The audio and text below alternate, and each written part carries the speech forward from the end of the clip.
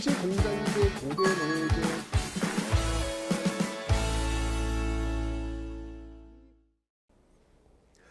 네, 안녕하세요 여러분들. 역사는 최태성.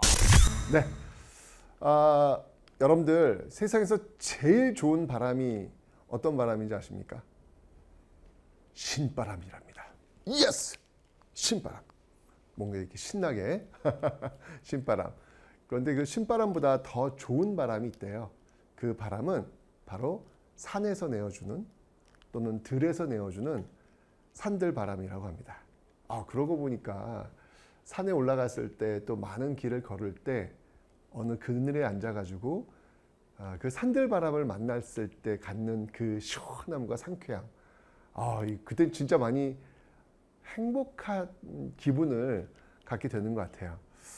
그렇구나. 이 신바람도 좋지만 신바람보다 더 좋은 바람은 서로가 서로에게 자신의 것을 내어주는, 산이 내어주는 산바람, 들이 내어주는 들바람, 이런 어떤 산들바람처럼 서로가 내어주는 그 바람이 우리가 더 좋아하는 바람이었으면 좋겠다. 진짜 바람이네요. 자, 오늘 이렇게 우리 역사 속에서 산들바람과 같은 분들이 정말 많이 계셨습니다. 일제강점기 새별같이 빛났던 그 산들바람 같은 분들 지금부터 찾아갑니다.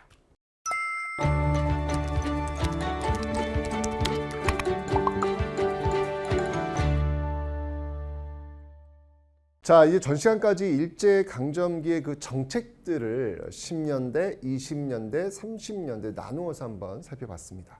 자, 그러면 이번 시간에는요, 과연 그 시대 일제 정책에 맞서가지고 우리가 어떻게 저항했는지 그 저항의 역사를 한번 살펴보도록 하겠습니다. 먼저 10년대 저항의 역사입니다. 나눠서 보는 거예요, 여러분들. 저항 공부할 때도 10년대 저항, 20년대 저항, 30년대 저항 나누어서 접근하시면 되겠습니다. 자, 10년대 저항입니다. 이제 여러분들 굉장히 많은 단체들과 사람들이 등장을 할 겁니다. 그러면서 여러분들은 질릴 수도 있을 거예요.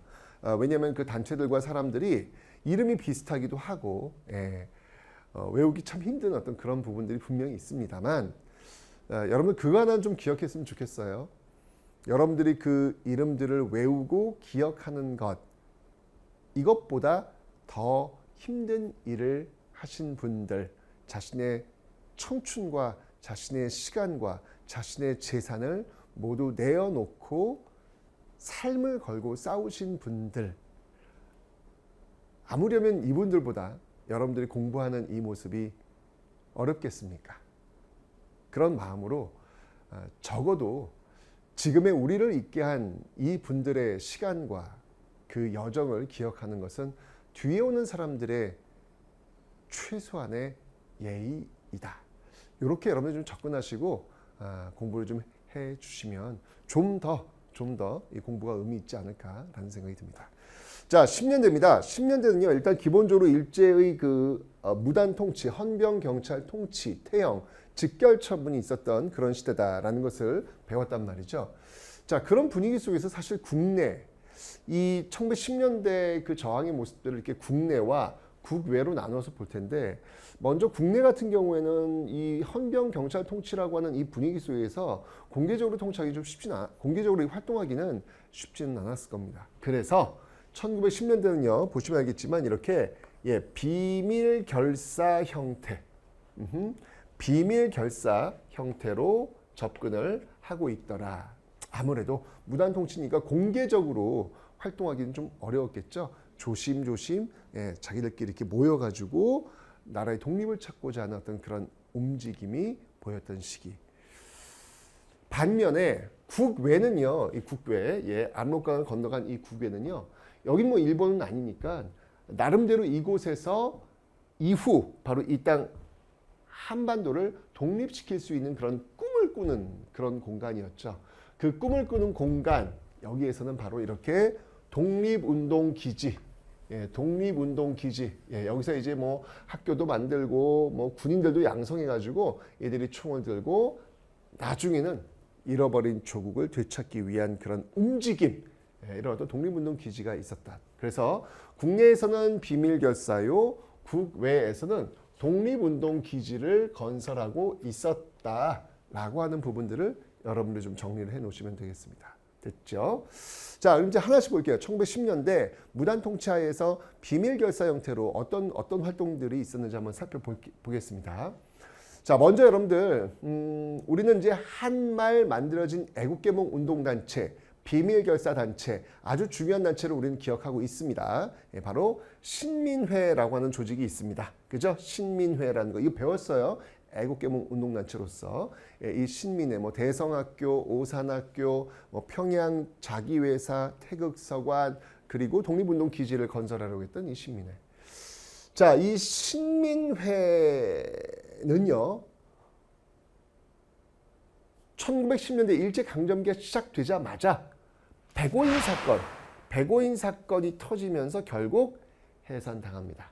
백오인 사건이라고 하는 건 뭐냐면 당시 일제강점기 총독으로 부임했던 이 데라우치 암살 모의 사건, 여기에 이 신민회 회원들이 연루되었다라는 혐의를 씌워가지고 다 잡아들였던, 한 105명 정도를 잡아들였던 사건, 그 안에 신민회 회원들이 다수 있었죠. 이러면서 와해를 시켜버리는 모습들이 있더라. 결국 이제 이 신민회 회원들 중 일부는요, 바로 이 북쪽으로 넘어갑니다. 북쪽으로 넘어가서 바로 이 독립운동 기지를 세우려고 하는 모습들이 있더라라고 하는 건 제가 나중에 다시 한번 독립운동 기지를 설명드릴 거예요.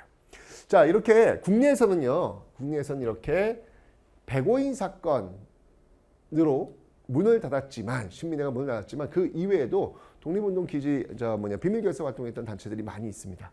자, 대표적인 단체 한번 볼게요. 먼저 전라도 지역에서 활동했던 단체입니다. 이 전라도 지역에서 어떤 단체가 있냐면 바로 독립의군부라고 있습니다. 독립의군부. 자, 이 독립의군부, 여기서 여러분들 포인트가 뭐냐면 의자예요. 의자. 의자네 의. 요건 이제 마치 의병 할 때 그 병 의자입니다. 그러니까 여러분들 의병 활동을 했던 사람들이 누구라 그랬지? 그 뿌리, 그 연원을 들여다 보면 의병 활동을 했던 사람들은 일반적으로 위정척사파라고 제가 설명드렸잖아요. 위정척사파라고 하는 어떤 그런 계보에서 의병이 나왔는데 그 의자를 쓰고 있단 말이야. 그렇기 때문에 이것은 상당히 전통 질서를 지켜내려고 하는 그런 모습들이 강할 수밖에 없었겠다. 이런 생각이 들죠, 여러분들. 그래서 고종의 명을 받아서 임병찬 같은 인물이 활약을 합니다. 고종의 명을 받아서 임병찬 같은 활약. 임병찬도 이제 한말, 이 당시에 의병 활동을 했던 그런 인물이기도 합니다. 자, 그러면서 이들은요, 다시 나라를 되찾아야 되는데 그 나라를 되찾을 때 그 나라의 모습이 어떤 모습이어야 된다? 그건 바로 복벽주의여야 한다. 복벽주의여야 한다. 복벽이라고 하는 건 뭐냐면 이 복자가 회복할 복자예요. 벽이라고 하는 것은 왕정, 즉 고종이 왕으로 있었던 시스템, 대한제국이 그랬잖아요. 조선이 그렇잖아요. 그런 체제로 다시 돌아가야 된다라는 지향성을 갖고 있어요. 왕을 중심으로 해서 돌아갔던 옛 시스템, 이게 바로 독립의군부의 지향점이 되는 겁니다. 그래서 국권 반환 요구서 제출을 시도하는 모습들도 보이죠. 왜냐면 우리가 지금 국권을 뺏겼잖아. 그 국권을 다시 돌려달라라고 하는 이 국권 반환 요구서를 제출하는 그 시도도 있었다라고 하는 거 봐주시면 되겠습니다. 자, 이렇게 해서 1910년대 국내, 특히 전라도 지역에서 활동했던 비밀결사, 대표적인 비밀결사가 있다면 그것은 바로 독립의군부였다. 의자에 좀 방점을 찍으시라. 의병, 복벽주의와 연결되는 이유, 의자입니다. 의자, 독립의군부가 되겠습니다. 자, 반면에 다른 비밀결사 조직이 있습니다. 이쪽은 이번엔 이제 대구 지역, 대구 쪽, 이 경북 쪽을 중심으로 해서 움직이고 있는 그런 조직인데요. 바로 대한광복회가 있겠습니다. 대한광복회. 자, 이 대한광복회를 이끌었던 인물은요, 누구냐면 바로 박상진이라고 하는 인물입니다. 참 제가 존경하는 그런 분입니다. 박상진은 여러분들 판사 출신이에요. 판사 출신이라고 한다면 당시 최고의 엘리트 중에 엘리트라고 볼 수 있습니다.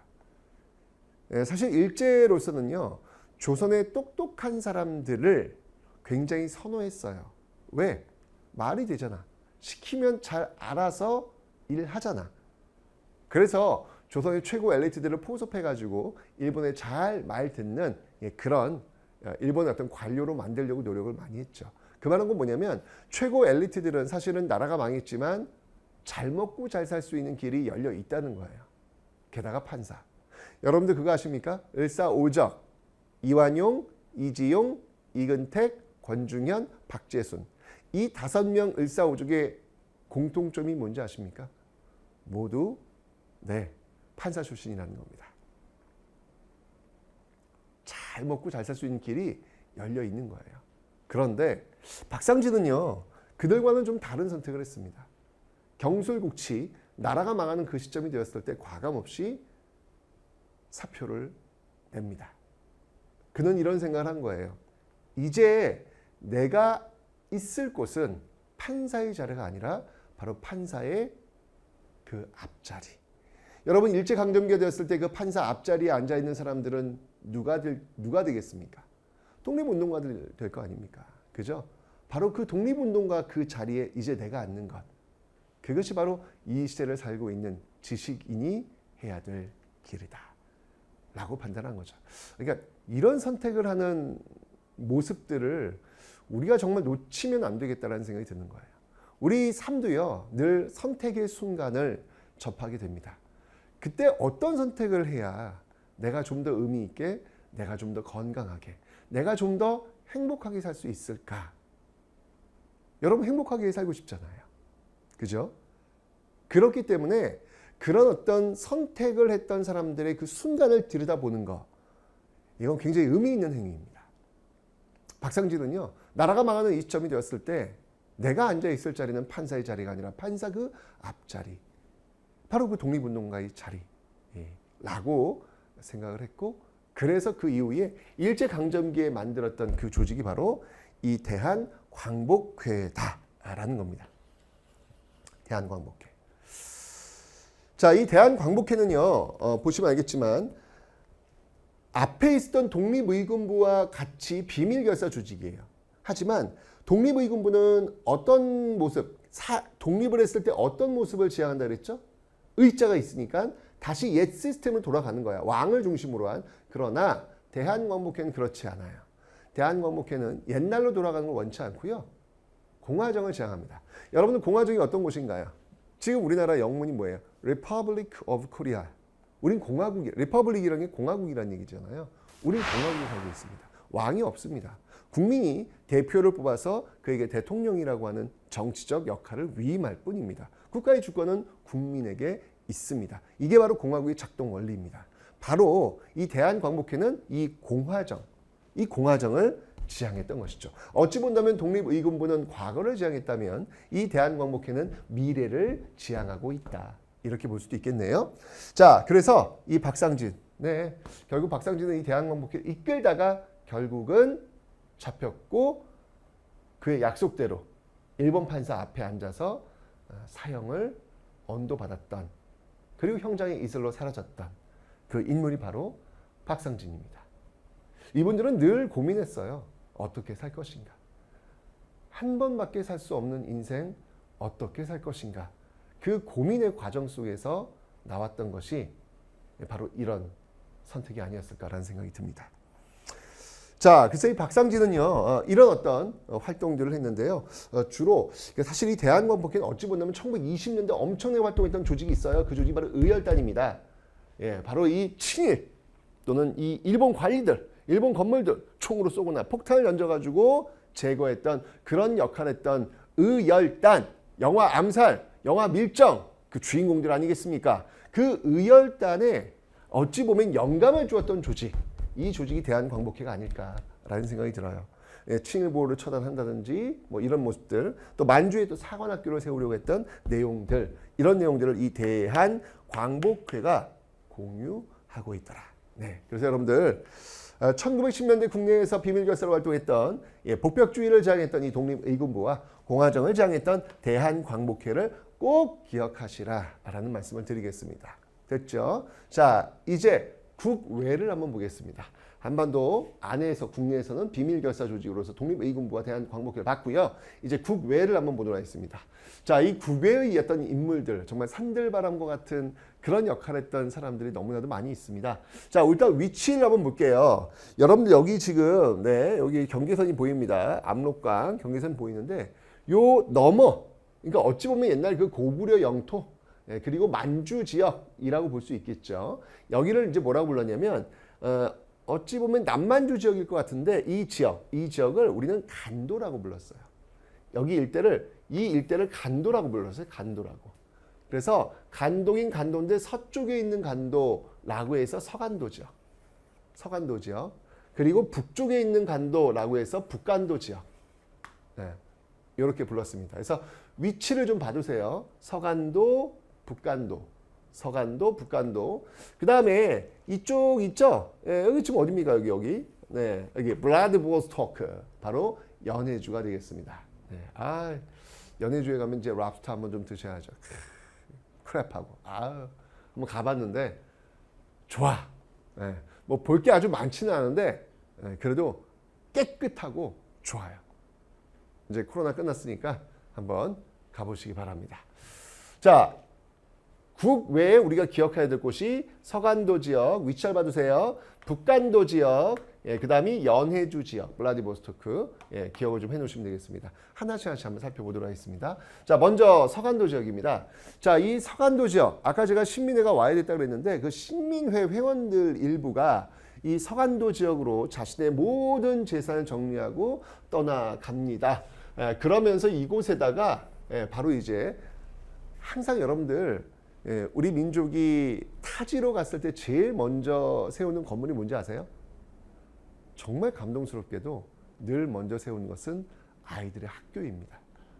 정말 예나 지금이나 이 교육열은 정말 대단.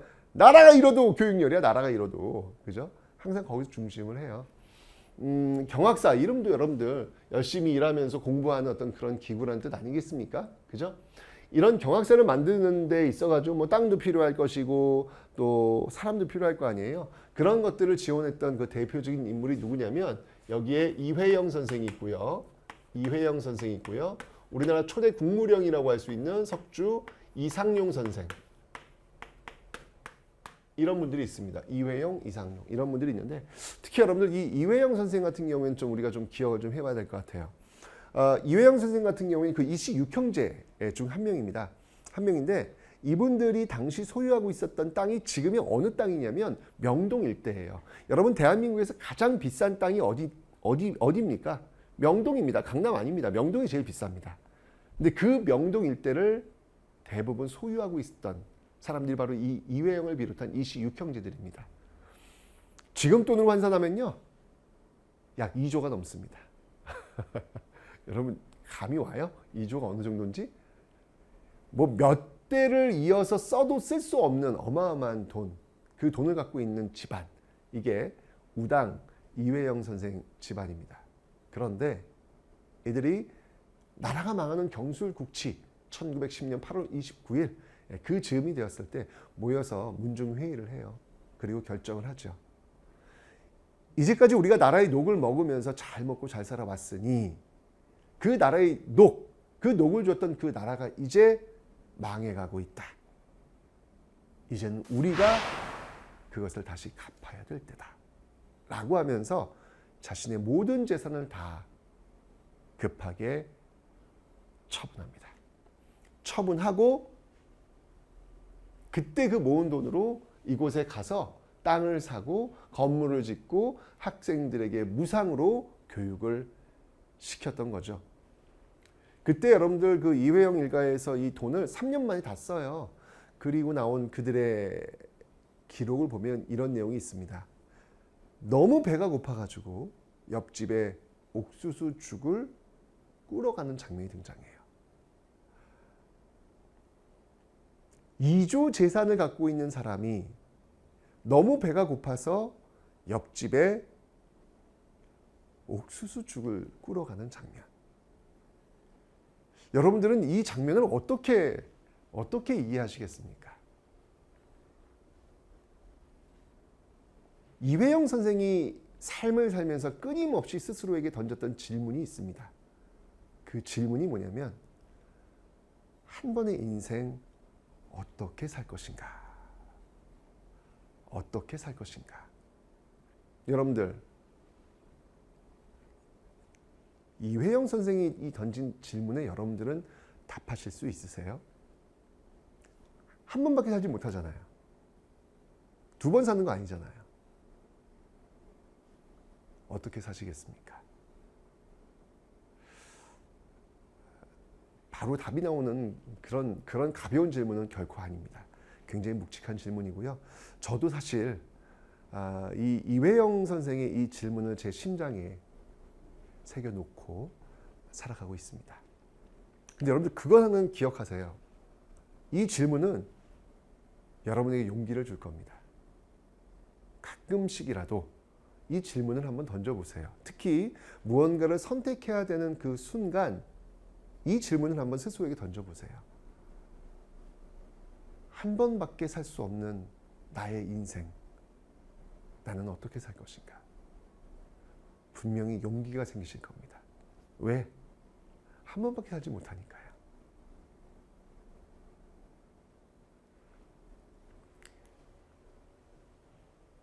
한 번의 인생 어떻게 살 것인가에 대한 이회영 선생의 답은 이렇게 귀결될 것 같아요. 일생으로 답했다. 뭐 더 이상 말이 필요 없을 것 같습니다. 그죠?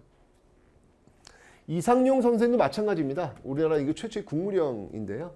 이상용 선생은 이 집안에요. 독립유공자가 어마어마합니다. 그러니까 이 집안 자체가 다 독립유공자들이에요.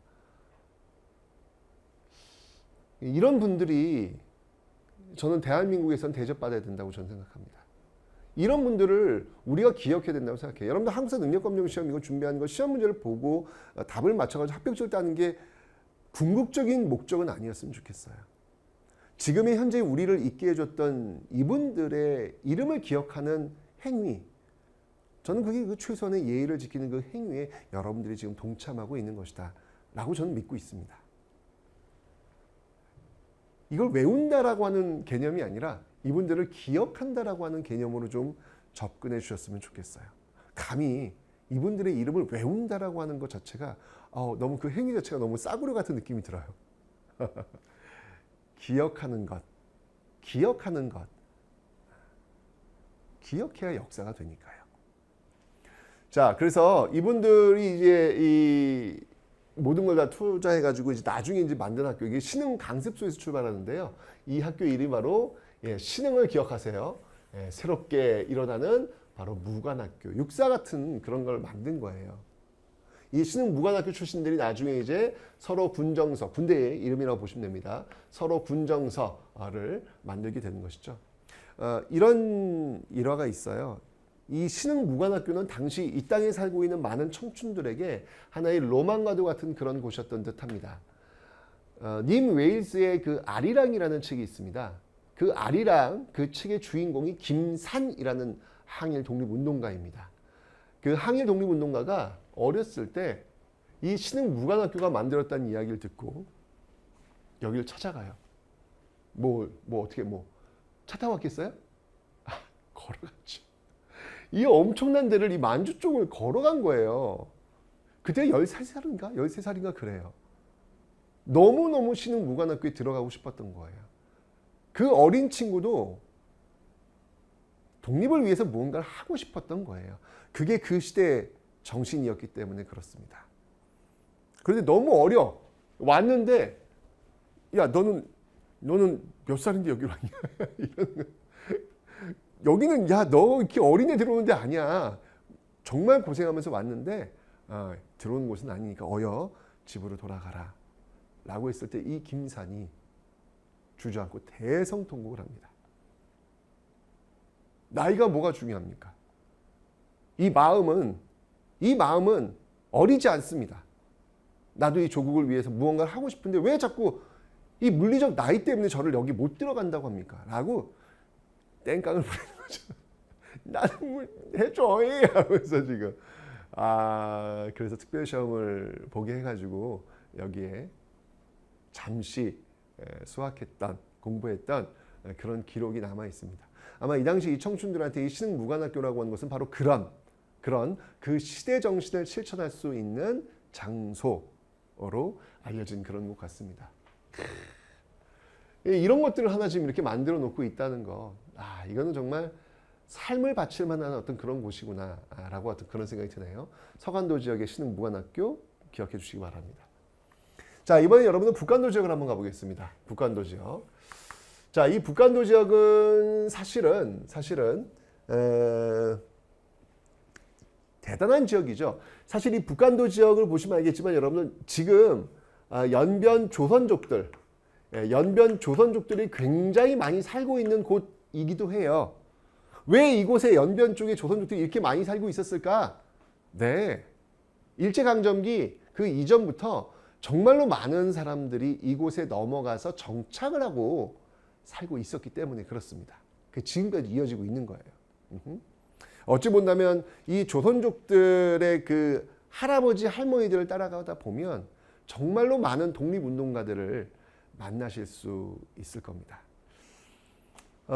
여기에 이제 넘어갔던 그 분들 중에서 뭐 예전에 한번 얘기했을 거예요. 대표적인 분들, 명동학교를 세웠던 김야견 같은 분들. 이분도 역시 마찬가지예요. 김야견 이분도 이 재산 다 팔아가지고 노비 다 데리고 이곳에 가가지고 정착을 하면서 이 학교를 세웠던 곳입니다. 명동학교입니다, 여러분들. 명확합니다. 밝힐 명자예요. 동쪽을 밝히는 학교. 동쪽이 어디겠습니까? 바로 어두운 식민지를 살고 있는 바로 우리 아니겠습니까? 우리를 다시 밝힐 수 있는 그런 인재를 길러내는 학교. 명확하게 교육과정이 이미 이름 속에 나와 있습니다. 이 명동학교 시험을 볼 때 여러분들 독립이라는 단어가 들어가지 않으면 점수를 주지 않을 정도예요. 이 학교 출신들 당연히 독립이라고 하는 것들을 염두에 두고 살아갈 수밖에 없었겠죠. 그래서 이 학교 출신 중에 1920년대 이 땅 한반도를 정말 눈물 펑펑 나게 만들었던, 그리고 지금 우리도 흥얼거리는 이 노래, 아리랑 아리랑 아라리요. 여러분, 이게 민요인 것 같죠? 아니에요. 민요 아닙니다. 이거 영화 OST입니다. 우리 민요를 영화 OST로 각색을 해가지고 대중들에게 친숙하게 만들었던 노래입니다. 나훈규, 영화 감독 나훈규의 영화 아리랑 엔딩곡이 바로 이 노래. 이 노래를 들으면서 사람들이 눈물을 펑펑 흘리게 되었다. 그 나훈규가 이 명동학교 출신 아니겠습니까? 여러분들 일제강점기 너무 좋아하는 시인 누가 있습니까? 별 하나의 사랑과 별 하나의 추억과 윤동주 아니겠습니까? 윤동주도 역시 이 명동학교 출신입니다. 너무나도 많은, 정말 이 명동학교 출신들 졸업생들 많지 않아요. 일제가 결국은 이제 폐쇄시키기 때문에 한 1000여 명밖에 되지 않아요. 하지만 그 많지 않은 졸업생들이 한 시대를 담당하고 있는 어마어마한 큰 샛별과도 같은 그런 인물들로 활약했다는 사실. 대단하지 않습니까, 여러분들? 네? 그런 분들이 가신 곳이 바로 이곳이에요. 특히 여기 이제 이 대종교가 중심이 되어서 만든 조직이 있습니다. 중광단이라고 하는데요. 대종교는 여러분들 단군을 믿는 종교입니다. 그죠? 뭐 요즘 단군 믿는 종교하면 또 사람들이 좀 많은 성별 갖고 있어요. 예, 뭐 도를 하십니까? 이쪽 연결됩니까? 뭐 이런 질문도 막 들어오는데, 여러분 이 당시는 일제 강점기예요. 일제 강점기에 어떤 우리의 뿌리를 찾으려고 하는 어떤 그런 종교로서의 힘, 이건 분명히 있습니다. 그래서 단군을 믿는 이 대종교가 중심에서 중광단을 만들었고요.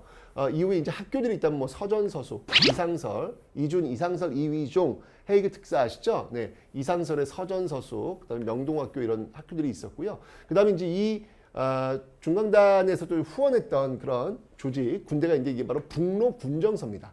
북로군정서. 북로군정서 하면 여러분 1920년대 청산리 대첩의 주력 부대, 김좌진 장군이 이끌었던 그 부대입니다. 네, 바로 이렇게 싸들고 돈을 다 이곳에서 퍼부으면서 만들었던 그 독립운동 기지들, 그 기지들에서 이런 군대가 만들어졌고, 그들이 이제 20년대 들어서 항일무장 투쟁에 선봉에 서게 될 겁니다. 자, 그리고 또 있습니다. 대한독립군도 있습니다. 이 대한독립군은요, 바로 홍범도 장군, 나르는 호랑이 홍범도 장군, 바로 봉오동 전투의 승리를 가져왔던 그 주력 부대가 바로 이 대한독립군이죠. 이 대한독립군도 또 이 북간도 지역에서 또 양성이 되고 있습니다. 아, 정말 멋진 그런 모습들이 나오고 있죠. 자, 이뿐만 아니라 연해주도 한번 가보겠습니다. 연해주에서는요, 굉장히 많은 사람들이 이곳에 이주해서 새로운 한인들이 사는 동네. 그래서 동네 이름이 아예 신안촌이야, 신안촌. 와, 그냥 때로 간 거야, 때로. 때로 가서 이 지역에서 정착하는 그런 모습들이 있었죠. 이 지역에서 서간도에 이회영, 이상용, 북간도에 김야견이 있다면 연해주에서는 최재형을 빼놓을 수 없습니다. 최재형을. 이 고려인들의 패치카, 고려인들의 패치카로 알려진 별명이 패치카야, 패치카. 패치카가 뭐냐면 여러분들, 러시아도 워낙 춥잖아요. 예, 추워서 그 집안에 이렇게 쉽게 얘기하면 난로예요, 난로. 예. 고려인들에게는 그 따뜻한 난로와도 같은 그런 존재. 여러분이 이 지역이 춥잖아요. 추운데 몸을 녹여줄 수 있는 패치카라는 별명을 갖고 있는 사람. 어떤 사람인지 여러분 아시겠죠? 이 지역에 살고 있는 사람들에게는 영웅이었습니다. 여러분들이 최재형이라고 하는 사람은요, 놀라지 마세요. 바로 이토 히로부미를 사살했던 안중근. 그 안중근의 모든 자금을 댔던 인물이 바로 최재형입니다. 여러분들이 이 안중근만 기억을 하고 있는데 안중근과 함께 꼭 기억해야 될 분이 바로 이 최재형 선생이에요. 이분은 이 연해주 지역에서 재벌입니다. 재벌. 돈을 엄청 벌어요. 군수물자라든지 또 군납품, 이 지역에 이제 러시아 군대 이 군납을 하면서 돈을 엄청 많이 벌어요. 그래서 군납을 하려면 이제 뭐 닭도 키워야 되고 뭐 먹을 것도 이제 해야 될 거 아니고 다 고려인들, 이 지역에 넘어갔던 이 조선인들한테 다 지정을 해줘요. 너는 닭을 키우게, 너는 뭘 하게, 너는 뭘 하게. 굶어 죽지 않도록 다 내가 거두어가지고 내가 돈 벌게 해줄 테니까 다. 이러니까 이제 고려인들한테는 이분만 믿고 사는 거야. 그래서 별명이 고려인의 패치카라고 불렸는데 정말 독립운동에 헌신하셨던 그런 분입니다. 근데 여러분 그거 아세요? 최재형의 신분은 노비 출신입니다. 노비 출신이라서 너무너무 배가 고파가지고 부모님과 함께 이 조선을 건너가지고 이곳 블라디보스토크에 왔다가 부모님을 여의고 굶어 죽는 그 순간에 부두에 쓰러져 있었던 어린 친구였어요. 그 어린 친구를 러시아의 한 부부가 발견하고 거두어들이면서 거기서 성장을 하게 된 겁니다. 솔직히 여러분들 노비 출신이어서 엄청난 차별받았죠. 가난했고요. 이쯤 되면 굳이 나라가 나를 위해서 해준 게 뭐가 있는데? 해준 게 뭐가 있어요? 그저 억압과 굴레와 차별, 이거 외에는 없지 않겠습니까? 그런 나라가 망했대. 그래, 그럴만도 해. 나를 이렇게 차별하고 나를 이렇게 못살게 굴었으니 그럴만도 해. 잘됐다, 꼬숩다. 이럴 수도 있잖아요. 그렇게 이야기해도 사실 돌을 던지기 어려울 것 같아요. 굶어 죽기 일보 직전까지 갔던 사람이기 때문에. 그런데 그 최재형은 그런 이야기를 합니다. 그런 질문에 그런 나라라도 지켜내는 것. 그것이 바로 그 나라에 몸담고 있는 사람의 도리. 그러니까 이분들을 이렇게 만나다 보면 나 왜 이렇게 초라해지고 나 왜 이렇게 싸구려가 되는지 그런 느낌. 뭐 하나 나라에서 날 조금만 이렇게 불이익을 줘도 말이야 내가 이 따위 나라 이랬던 내가 너무 창피해지고 막 이래요. 이런 분들, 그래서 우리가 역사를 배우는 것 같아요. 이런 분들을 우리가 만나는 이유는 바로 이런 깨달음, 이런 것들을 좀 얻기 위함이 아닐까라는 그런 생각이 듭니다. 하여튼 이 최재형, 연해주의 최재형을 여러분 꼭 기억하세요. 그래서 여기서 이제 권업회라는 것도 만들고요. 권업신문이라고. 말 그대로 서로 일하는 것들을 권하면서 열심히 살자는 얘기 아니겠습니까? 그죠? 이런 것들도 만드는 어떤 그런 모습들. 네. 그리고 어찌 보면 일종의 어떤 최초의 임시정부라고 할 수 있는 대한광복군 정부도 이곳에서 만들어져요. 이게 다 이상설, 여기도 지금 이상설이 있었잖아요. 북한도 이상설 왔다 갔다 정말 저기 저 네덜란드 헤이그까지 정말 이 지구를 그냥 왔다 갔다 하면서 독립운동했었던 그런 분입니다. 여기도 오셨네요. 근데 이런 어떤 모든 것들의 자금줄이 최재형이에요. 다 모든 자금을 대줬던 인물이 바로 이 최재형 선생이다. 결국 이제 나중에 3.1운동 이후에 임시정부가 많이 들어섰는데 연해주 지역에서도 대한국민의회라고 하는 임시정부가 들어서게 될 겁니다. 일단 기억을 좀 해놓으시면 되겠네요. 자, 이렇게 해서 서간도 지역의 대표적인 신흥무관학교, 북간도 지역의 북로군정서 대한독립군, 그러니까 학교가 있고 군대가 있는 거예요. 독립운동 기지는요, 기본적으로 갖춰야 될 그 구성이 학교와 군대입니다. 그리고 이곳 연해주에서도 또 이렇게 권업회와 같은 그런 조직이 있었고 정부, 대한광복군 정부와 대한국민의회가 만들어지고 있었다라는 걸 봐주시면 되겠네요. 됐죠?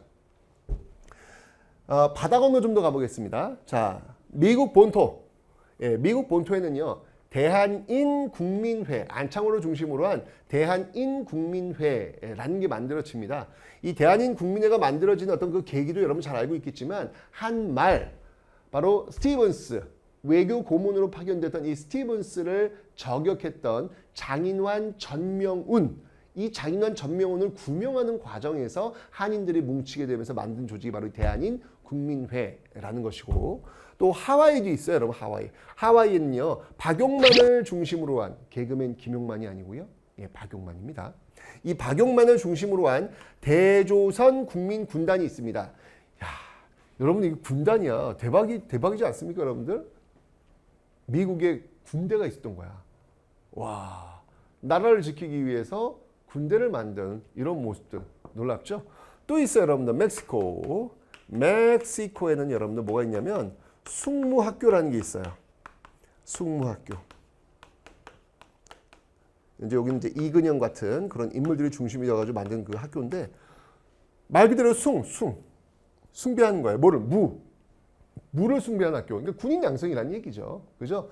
이런 것들을 만들어가지고 우리가 독립운동 기지 속에서 군인들을 양성해서 언젠가는 나라를 되찾겠다라는 어떤 그런 의지가, 여기 하와이에 간 사람들 사탕수수 노동자들이고요. 이 멕시코에 간 사람들은 이 애니켄이라고도 하고, 이 애니켄 노동자들이에요. 이 애니켄 그 가시가 얼마나 억센지 몰라요. 거기에 배워가면서 고통받으면서 고생하면서 그 받은 적은 임금, 그 임금 중에 또 일부를 쪼개가지고 당시 우리나라 독립운동 자금에 보냈던 사람들이 바로 이분들입니다. 정말 가난해서 이쪽으로 오신 분들이거든요. 나라가 해준 게 별로 없어요. 그럼에도 불구하고 그 나라를 위해서 이렇게 모든 것을 바쳐냈던 분들이 있었기에, 여러분 명심하세요. 이분들이 있었기에 지금의 우리가 있는 겁니다. 어쨌든 이런 어떤 그 모습들이 정말 이 국내엔 비밀역사, 국외엔 독립운동 기지 너무나도 많이 1910년대 활동하고 있었다. 와, 1910년대가 무단 통치고 엄청 찍어 누르는 어떤 그런 시대였음에도 불구하고 이렇게 정말 자신의 청춘과 자신의 돈과 자신의 시간을 모두 바쳐가지고 뒤에 오는 사람들에게만큼은 식민지 조국의 백성으로 살지 않게 하겠노라는 그 꿈 하나로 살아오신 분들이 많구나. 이게 우리의 역사구나. 여러분, 일제강점기를 배우기 싫다라고 하는 분들이 굉장히 많이 계십니다. 근데 여러분들, 이런 분들이 있기 때문에 일제강점기 역사는 치욕의 역사가 아니라 저는 희망의 역사고, 저는 정말 장한 우리 자랑의 역사다라고 저는 확신합니다. 이런 분들을 한 번씩 만나가 보자고요.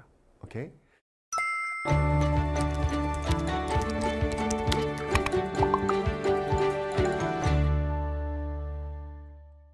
자, 이렇게 1910년대 국내에선 비밀결사, 국외에선 독립운동기지 정말 많은 활약이 있었기 때문에 이제 그 염원이 모입니다. 그 염원이 하나로 모이면서 그래, 독립해야 되는 거 아니냐?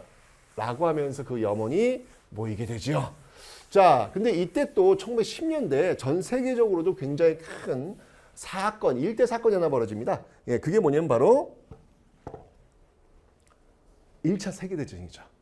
1914년부터 1918년 동안 벌어졌던 1차 세계대전.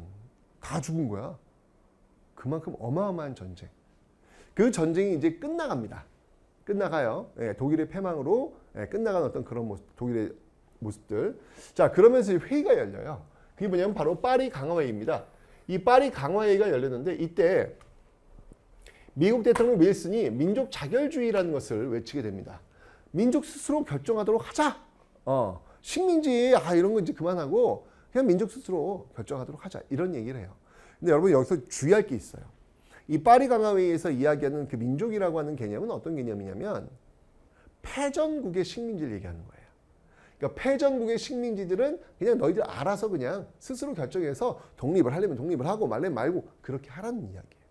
근데 중요한 건 1차 세계대전 때 일본이 줄을 잘 서가지고 승전국 쪽에 줄 섭니다. 즉 일본의 식민지였던 우리는 파리 강화회의에 사실 해당 사항이 있다 없다? 없다라는 거예요. 그런데 그러니까 없으니까 그럼 아무것도 안 해? 그거 아니잖아. 어떻게든 그 작은 희망의 실오라기 하나 붙들고 우리는 나가야 될 거 아니겠습니까? 그죠? 자, 그래서 이때 굉장히 많은 활동들이 있어요.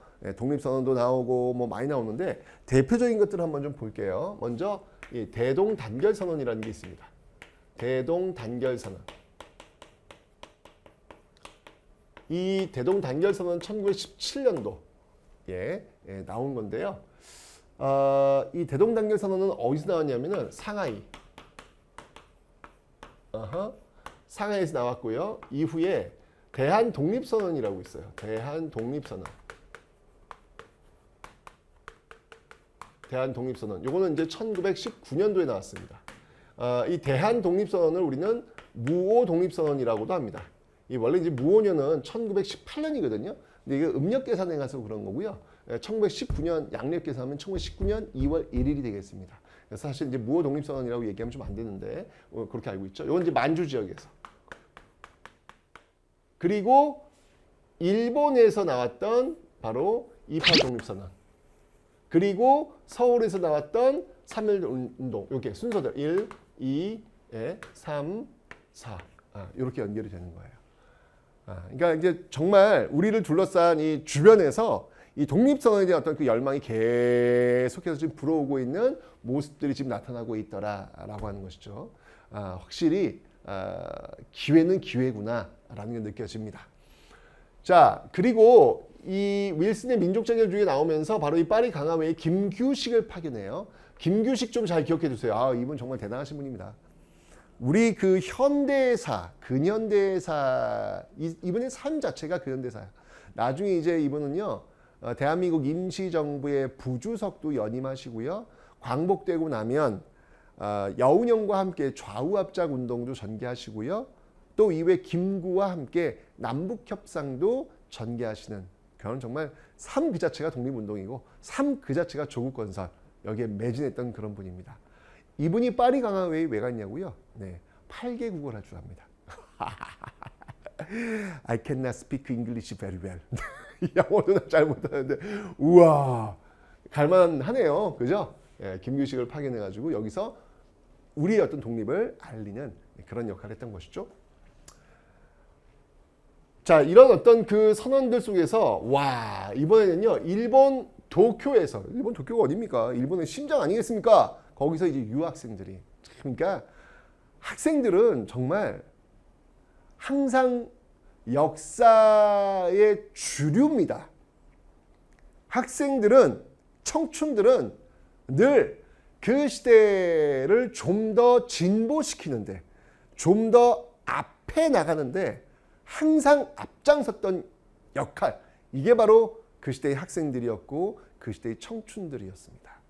불의를 보면 참지 못하는 아닌 건 아니라고 이야기할 수 있는 나보단 우리를 이야기했던 나보단 사회를 이야기했던 그 중심엔 늘 청춘이 있었습니다. 그 청춘이 있었기에 저는 지금의 우리가 있다라고 생각이 듭니다. 그 말은 건 뭐냐면 지금 여러분들이 있기에 우리는 좀 더 나아질 겁니다. 늘 청춘은 이 사회의 주류였으니까요.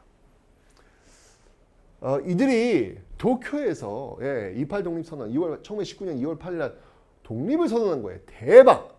엄청난 거죠. 야, 안 무서웠을까? 어떻게 여기서 이렇게 이 일제강점기 식민 통치가 이어지고 있는 그 시점에 어떻게 그런 생각을 했을까? 이런 분위기 속에서 이제 우리도 1919년 3.1운동, 바로 기미독립선언서가 낭독이 됩니다. 그때 이제 마침 고종의 인산일, 여러분들 기억하세요? 순종의 인산일, 나중에 이제 고종의 아들이죠. 순종의 인산일이 이제 계기가 된 거는 60만세 운동입니다. 60만세. 이거 1926년 60만세 운동이거든요. 예, 고종의 인산일입니다. 고종의 인산일은 3.1운동과 연결되어 있습니다.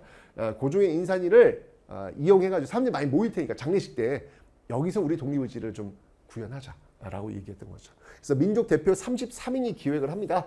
천도교는 여러분 잘 알고 있죠. 예, 바로 동학. 예, 동학을 이름을 바꾼 거예요. 동학을 이름을 바꾼 게 이제 천도교입니다. 이 천도교, 그다음에 개신교, 불교 이런 대표들이 모여가지고 이야기를 합니다.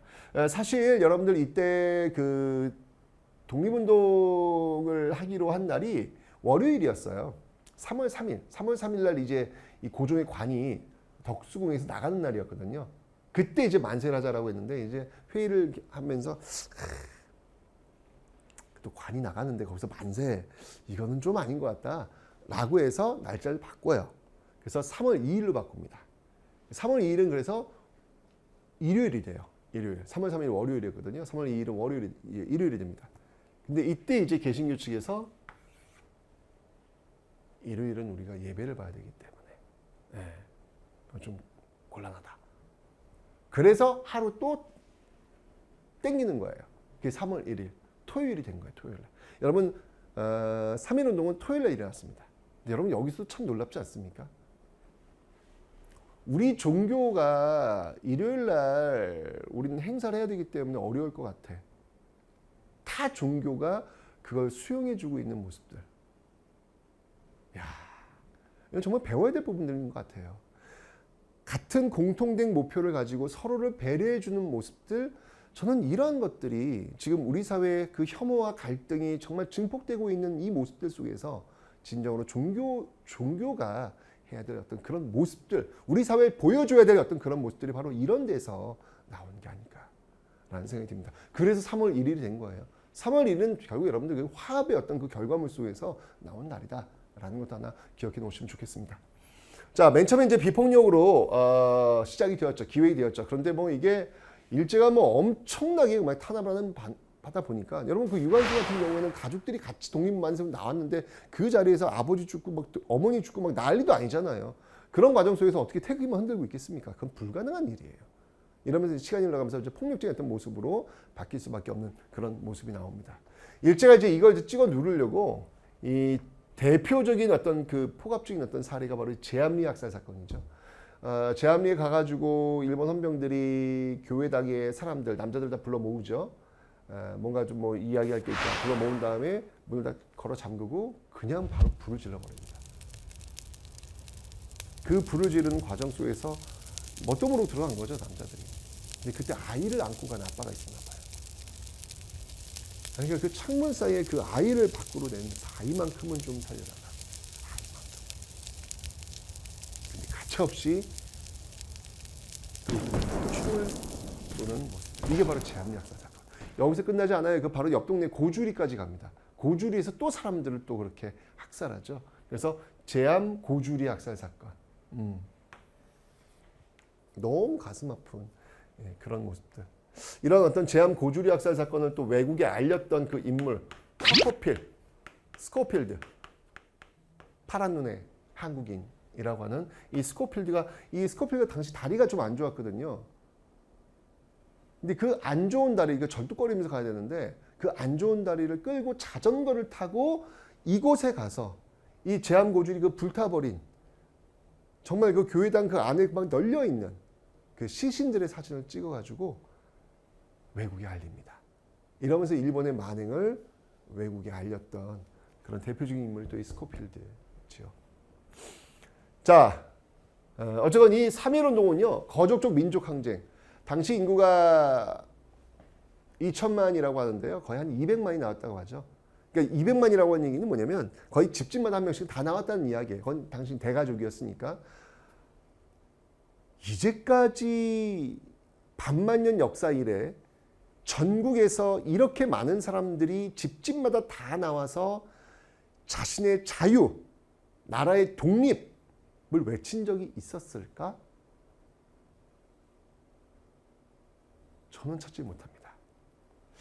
그래서 여러분들 3.1운동이야말로 우리 반만년 역사 이래 광장의 역사가 시작된 역사적 순간이다. 광장에 나왔던 그 많은 사람들이 시대 정신을 실현하기 위한 시대의 주인공들이었다.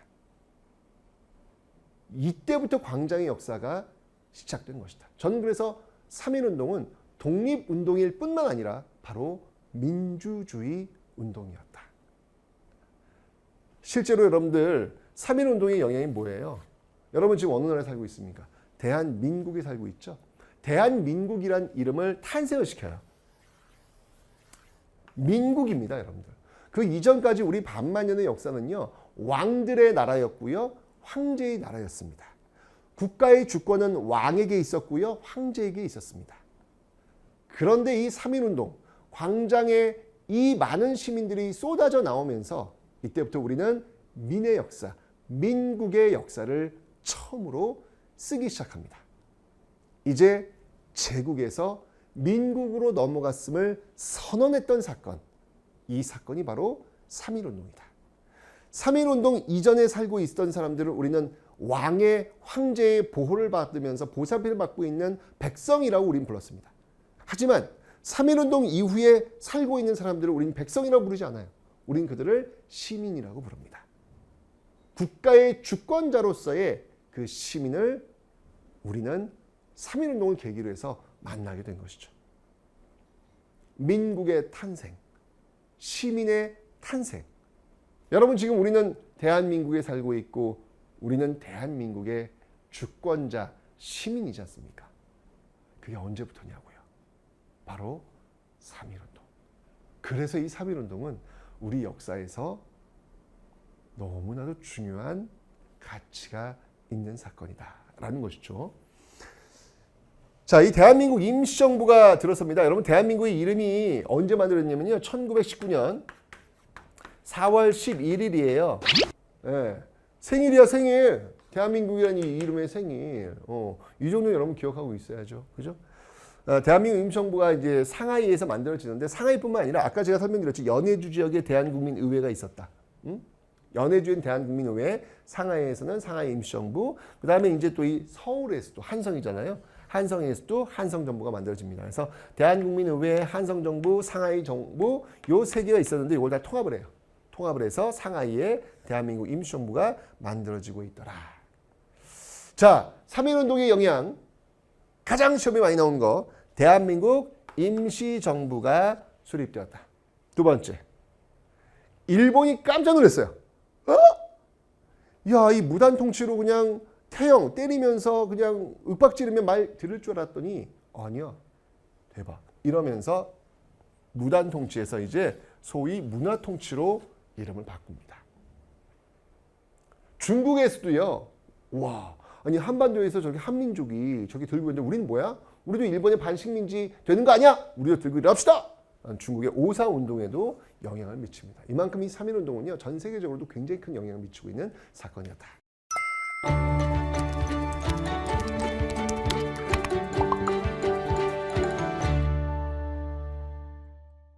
자, 이 3.1운동의 영향, 이 영향으로 이제 대한민국 임시정부 활동을 하는데요. 자, 어떤 단체들이 있는지 한번 보도록 하겠습니다. 어떤 내용들로 이 대한민국 임시정부가 운영되고 있는지 한번 보도록 하겠습니다. 자, 이 대한민국 임시정부는요. 제가 여기 지금 써놨죠. 대한민국 임시정부 4월 11일. 전 그래서 대한민국이라고 하는 이름이 탄생된 날이 4월 11일이잖아. 그죠? 그러면 4월 11일은 저는 공휴일이 됐으면 좋겠어요. 기억? 아니, 내가 살고 있는 나라 민국의 출발인데 민국이란 이름이 처음 등장한 날인데 이거 기억할 수... 여러분 알았어요? 대한민국의 어떤 생일이 언제인지, 이름이 생일이 언제인지? 몰랐잖아. 근데 이건 알 수 있는 의미가 여러분은 안 쉬면 기억 못해요. 놀아야 돼. 놀아야. 난 오늘 왜 학교를 안 가지? 난 오늘 왜 직장을 안 가지? 오늘 대한민국이라는 이름이 탄생됐냐? 나 쉬는 거야. 그래야 기억을 한다니까. 게다가 4월달은 쉬는 날이 없어요. 쉬어야 되지 않겠습니까, 여러분들? 이거는 정말 우리 기필코 4월달에 쉬는 날 하나 만듭시다. 의미도 좋고, 예, 다 좋잖아요. 3월달 얼마나 긴장돼. 새로운 봄 시작돼. 직장 들어가, 학교 들어가. 얼마나 긴장되면서 정말 3월달 너무 힘들잖아요. 3월 1일 이후부터 우리는 정말 힘들어. 그런데 5월 5일까지 어떻게 기다리냐고. 5월 1일까지 쉽지 않잖아요. 4월 한번 쉽시다. 예, 4월 11일 좋지 않습니까? 우리 모두 제가 언제 한번 저 국민청원 넣을 테니까 그때 반드시 청원에 동의해 주십시오. 우리 기필코 4월 11일을 국가 공휴일로 만듭시다. 왜 찬성 안 하나 봐. 자, 어쨌든 4월 11일입니다. 자, 대한민국 임시정부가 이제 이렇게 만들어지는데요. 대한민국 임시정부의 역사적 의의입니다. 바로 최초의 삼권 분립. 최초의 삼권 분립. 이건 뭐냐면 이제 입법, 사법, 행정이 나뉘어져 있다는 얘기죠. 지금 대한민국의 모습 아니겠습니까? 그래서 임시의정원, 법원, 국무원 이렇게 나뉩니다. 임시의정원은 입법, 법원은 사법, 국무원은 행정 나뉘는데, 자, 여러분들 임시의정원 이거 기억해 주세요. 굉장히 중요한 키워드입니다. 사료에 임시의정원이라는 말이 나오면 이거 대한민국 임시정부 얘기하는 거구나. 어떻게 빡 오시면 되겠습니다. 임시의정원, 임시의정원. 초대 국회의장이 누구냐면 바로 이동영 선생이에요. 이쯤은 좀 알고 있어야지, 그죠? 초대 국회의장. 그래서 여러분 지금 국회의사당 가시면요, 거기 이동영 선생의 그 흉상이 있습니다. 그걸 계승하는 거죠. 우리 헌법적 가치가 대한민국 임시정부를 계승하고 있기 때문에 그런 어떤 그 연결고리가 있습니다. 자, 이 대한민국 임시정부는요 공화정입니다. 공화정. 공화정이고요. 초대 대통령은 이승만. 네, 이렇게 나오죠. 일단 지금 이게 상하이에 있단 말이에요. 상하이에 있기 때문에 상하이에서 이 한반도와 연결이 돼야 될 거 아니에요. 그래서 그 조직이 필요했죠. 그 만든 조직이 바로 연통제와 교통국이라는 거예요. 연통제. 이건 뭐냐면 행정 조직이라고 보시면 돼요. 이 땅이 한반도에서 우리가 독립을 쟁취하기 위한 행정 조직, 연통제. 교통국이라고 하는 것은 뭐냐면 정보기관이라고 보시면 되는 거예요. 서로 교통. 서로 이러면서 독립운동 자금이라든지 이런 것들이 서로 오고 가겠죠. 이런 모습들이 지금 나타나고 있더라. 이 교통국이 설치된 곳이 어디였냐면 그 난동, 그 압록강으로 넘어가는 그 길목에 있어요. 거기에 이륙양행이라는 것을 만들어 위장한 거죠. 이게 교통국인데 이륙양행, 물건을 사고 파는 어떤 그런 곳으로 위장을 해가지고 이런 것들을 운행하는 어떤 그런 모습들이 있었습니다. 특히 이 대한민국 임시정부에 굉장히 많은 자금줄, 미주 지역에서도 굉장히 자금이 많이 들어오고 있고요. 그 다음에 국내에서는 어디를 통해서 많이 들어오냐면 이 백산상회라는 곳이 있어요. 여기 부산에 있었던 곳인데 이 백산이 누구의 호냐면 바로 안희재. 백산 안희재 선생. 안희재 선생을 통해 가지고 자금을 되는 건데 사실 이 안희재 선생에게 이 돈을 끊임없이 댔던 인물이 누구냐면 경주 최부자댁이에요. 경주 최부자댁. 여러분 경주 최부자댁 들어보셨나요? 네? 경주 최부자집. 뭔가 좀 이렇게 익숙하지 않나요? 어딘가 들어본 것 같죠? 네, 우리 집안. 경주 최씨. 자랑스러워요. 경주 최씨 이야기 때문에 자랑스러워요. 대한민국 뭐 이런 말이 있어요. 이렇게 흘러 들어간 돈이 바로 대한민국 임시정부의 거의 60%나 되는 독립운동 자금줄이었다. 어마어마한 돈이 들어갔다. 근데 중요한 건 뭐냐면 경주 최부자 때 우리 할아버지 최준이 안희재한테 돈을 대는데 이 당시는 독립운동을 할 때 영수증 처리를 못 하잖아요. 영수증을 처리하면 흔적이 남잖아. 그러면 일제 발각되면 더 이상 할 수 없잖아요. 그러니까 그 믿고 그냥 남기는 거예요. 믿고 그 어마어마한 돈을. 만약에 여기서 안희재라고 하는 사람이 그냥 꿀꺽했다. 그래도 누구 하나 뭐라고 할 수 없어요. 그 어마어마한 돈이 안희재한테 들어가도 누구 하나 뭐라고 할 수 없어요. 안희재는데 광복을 못 보고 돌아가십니다. 나중에 백범 김구가 상하이에서 충칭에서 귀국을 해가지고 최준을 만나요. 백범 김구 선생. 대한민국 임시정부 주석 김구가. 그때 최준에게 안희재로부터 받은 독립운동 자금의 장부를 펼쳐봅니다. 그때 이 최준이 그 장부를 보고 대성통곡을 합니다. 자기가 독립운동 자금의 보태라고 준 돈에서 10원 하나 빠지질 않아요. 최준은 사실 안희재한테 돈 주면서 이렇게 생각했거든요. 그래, 반은 뭐 이 중에 반만이라도 독립운동 자금 간다면 난 이걸로 오케이다 라고 생각을 했거든요. 그러나 10원 하나 빠지지 않나.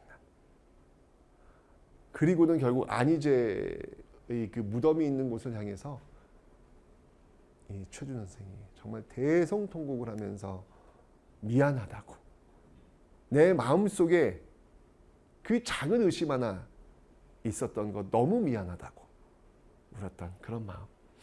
이게 바로 독립운동의 마음이었던 것 같아요. 이런 마음들이 모이고 모였기 때문에 지금의 우리가 있는 게 아닌가 이런 생각이 듭니다. 너무 감동적이지 않습니까, 여러분들? 그죠? 이게 얼마나 일제강점기 얼마나 멋있어. 치욕의 역사로만 여러분들 그냥 치부하지 않았으면 좋겠어요. 정말 그 비정상적인 어떤 상황을 정상으로 돌려놓기 위해서 정말 이렇게 빛났던, 샛별처럼 빛났던 너무나도 많은 사람들이 있단 말이죠.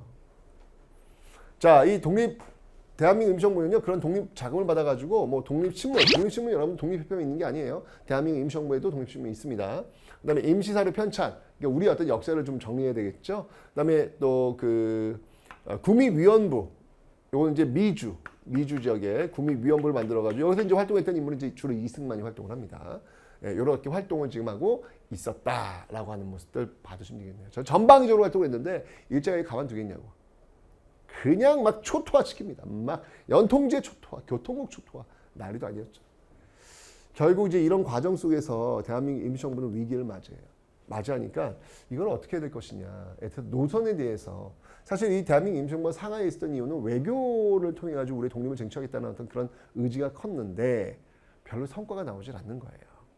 그래서 앞으로 우리는 어디로 가야 될 것이냐라고 해서 1923년 분기점이 되는데요. 바로 국민대표회의를 엽니다.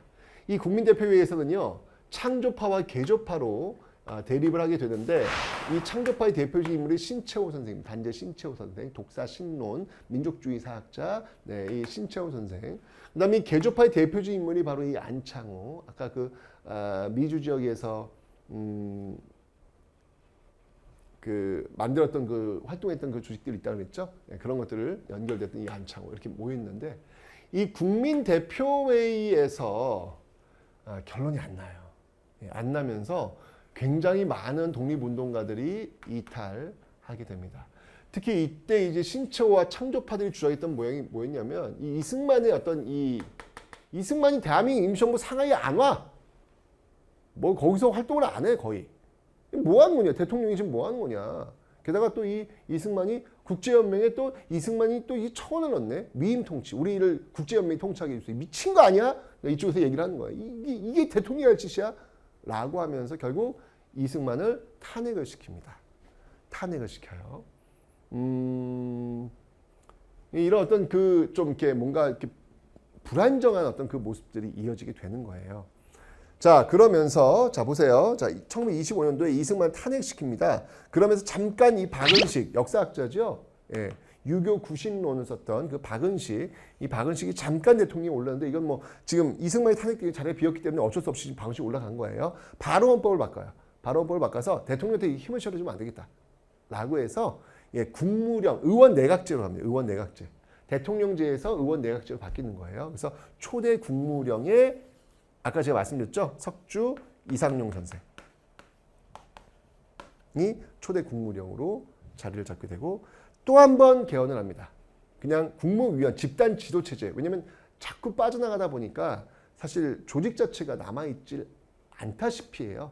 그래서 남아 있는 사람만이라도 운영하자라고 해서 집단 지도체제를 또 바꿉니다. 그러다가 대한민국 임시정부 있긴 있는 거니? 왜 이렇게 활동을 안 해? 라고 이제 이야기가 돌기 시작하면서 그 당시 그 대한민국 임시정부를 끝까지 버티고 이겨내고 있었던 인물이 김구입니다. 김구가 조직을 하나 만들어요. 그게 뭐냐면 바로 한인애국단이라는 조직을 31년도에 만듭니다. 대한민국 임시정부 살아있음을 우리가 활동하고 있음을 보여주는 조직이 바로 이 한인애국단이라고 볼 수 있겠죠. 여기서 활동했던 인물이 이봉창과 윤봉길이죠. 이봉창은 도쿄에서 일왕에게 폭탄을 투척했고요. 윤봉길은 상하이에서 그 당시에 또 이 천황 일왕의 생일이었거든요. 생일 기념식이었거든요. 예, 또 이 전승 기념식 거기다 냅다 폭탄을 던지죠. 흥커공원에서. 그죠?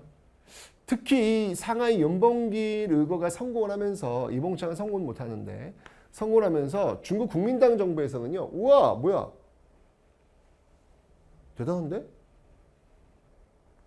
중국 국민당이 지금 일본과 싸워야 되는데 그 일본과 이렇게 싸우는 사람들이 있었어? 이게 조선이야? 대박. 밀어주자. 라고 해서 윤봉길 의거 이후에는 중국 국민당 정부의 전폭적인 지원을 받게 됩니다. 그러나 이제까지 상하이 시대를 종료하고 왜냐하면 상하이에서 폭탄을 던졌기 때문에 더 이상 이곳에서 활동할 수가 없었어요. 프랑스 조계지여서 프랑스가 이제까지 봐주고 있었는데 이렇게 폭탄 투척까지 나오니까 도저히 이들을 안고 갈 수가 없는 거야. 그러면 이제 일본 측에 너희들 우리 프랑스랑 정쟁하자는 이야기지 이렇게 나올 수 있다는 얘기죠. 일본이 이런 사람들 빨리 넘기지 않으면 너희는 우리랑 전쟁하자는 이야기야. 결국은 더 이상 상하이에 있을 수 없으니까 중국 국민당 정부가 있는 곳을 향해서 떠납니다. 이때부터 대장정 32년도 윤봉길 의거 이후부터 떠난 32년 40년의 충칭에 정착해. 충칭 여기에 진짜 굉장히 뭐 많이 떠돌죠. 뭐 항저우 뭐 막 떠돌아요. 결국 충칭에 떠도는데 여러분들 여기 이게 이 32년도 출발해가지고 40년 충칭에 도착했던 이 시점이 여러분들 이게 그냥 이동한 게 아니에요. 이 대한민국 임시정부를 와해시키기 위해서 뒤에는요.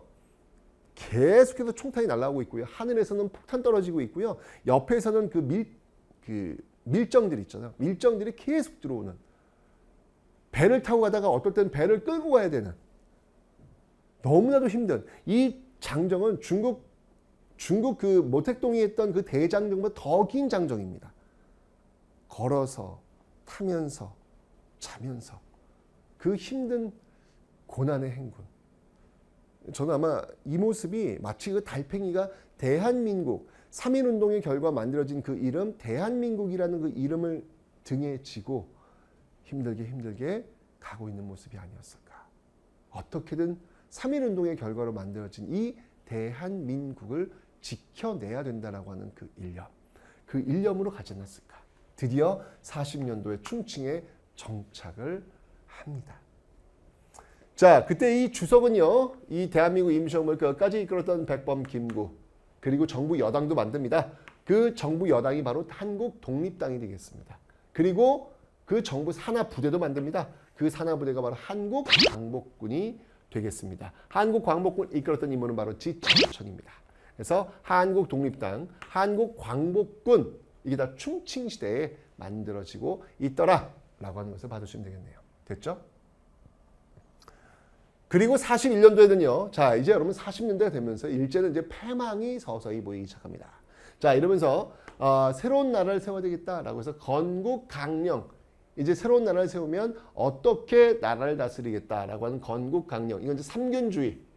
예, 뭐 정치의 어떤 평등, 또는 뭐 교육의 평등, 또는 경제의 평등, 뭐 이런 것들을 만들어내겠다. 라고 하는 삼균주의, 조소왕 선생이 작성했던 삼균주의 입각한 건국 강령도 반포하고요. 그 다음에 대일본 제국 선전포고도 하는 이런 모습들을 보이고 있죠. 그리고 42년도가 되면요. 김원봉. 이쪽은 어떻게 보면 사회주의 그쪽 계열이라고 볼 수 있는데 그쪽 계열마저도 합류합니다. 바로 한국 광복군에 이 조선 의용대가 한국 광복군에 합류하는 모습들이 보이고 있죠. 그리고 43년도가 되면요. 이제 2차 세계대전이 한창 일대잖아요. 영국의 요청에 의해서 인도 미얀마 전선에 투입이 됩니다. 여기서 이제 우리는 일본어를 잘하니까 잡혀온 일본인 포로들 신문도 하고 이제 그런 역할들을 했던 인도 미얀마 전선 투입. 그리고 44년도가 되면요. 개헌을 한 번 더 해요. 주석 김구 체제에서 부주석이 더 들어옵니다. 그래서 주석, 부주석, 김구, 김규식 이렇게 이어지는 모습. 그리고 45년도에는요. 미국 OSS 부대와 함께 이제 국내 진공작전마저 계획합니다. 이제 일본의 패망이 거의 눈앞에 다가온 거야. 여러분들 이 국내 진공작전과 서울 진공작전은 비교하셔야 돼요. 서울 진공작전은 정미의병입니다. 여러분들. 네, 오해하시면 안 됩니다. 반드시 분류하셔야 되겠습니다. 이 국내 진공작전에서 성공하면 정말 우리 힘으로 태극기를 꽂으면 이제 한반도의 운명은 우리가 틀어질 수 있는 그런 계기가 되겠죠. 거의 다 온 겁니다. 거의 다 온 겁니다. 그런데 갑자기 일본의 핵폭탄이 떨어지면서 우리가 미쳐 들어오기도 전에 일본이 항복선을 내버립니다. 이렇게 되면서 이 땅 한반도는 미국과 소련이 점령군 형태로 들어와 버리게 되는 것이죠. 여기서 우리가 했어야 되는데 이걸 못한 거야. 이걸 준비하고 있었는데 못한 거야. 핵폭탄이 떨어지면서. 그러면서 이제 또 우리의 현대사가 또 꼬이게 되는 그런 모습들을 보이게 될 겁니다. 하지만 중요한 건 3.1운동의 결과 대한민국이라는 이름과 대한민국 임시정부가 수립되었다라는 사실. 그들은 우리 민족의 중심으로서 많은 역할을 하면서 끝까지 독립운동을 이루어내려고 노력했다는 사실. 어떻습니까, 여러분들? 1910년대 제가 대한민국 임시정부 하면 사진을 봤고요. 10년대 비밀결사와 독립운동 기지 그리고 3.1운동을 살펴봤습니다. 멋있지 않습니까? 자랑스럽지 않습니까? 일제강점기가 단순히 두드려 맞았던 어떤 그런 치욕의 역사로만 기억하지 마시고요. 그 비정상의 모습을 정상으로 돌려냈던 수많은 빛나는 샛별 같은 분들을 여러분들이 꼭 기억하시기 바랍니다.